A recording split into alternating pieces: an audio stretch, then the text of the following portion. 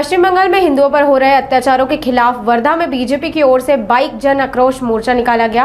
पूर्व सांसद रामदास तड़स के नेतृत्व में निकाली गई इस बाइक रैली में बड़ी संख्या में बीजेपी पदाधिकारी और कार्यकर्ता शामिल हुए। पश्चिम बंगाल में हिंदुओं पर हो रहे अत्याचारों के खिलाफ समस्त हिंदू समुदाय की ओर से वर्धा में जन आक्रोश मोर्चा का आयोजन किया गया।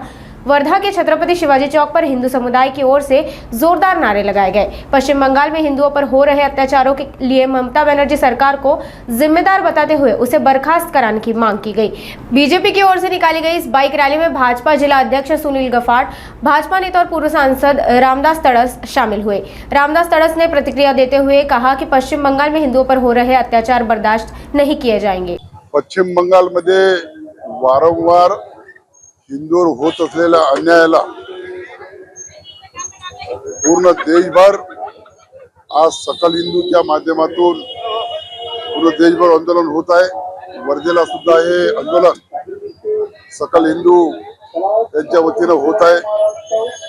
सातत्याने पश्चिम बंगालचं सरकार, ममता बॅनर्जीचं सरकार हिंदूवर अन्याय करून हिंदू संपवण्याच्या मागे ते पश्चिम बंगालमध्ये लागले आहे।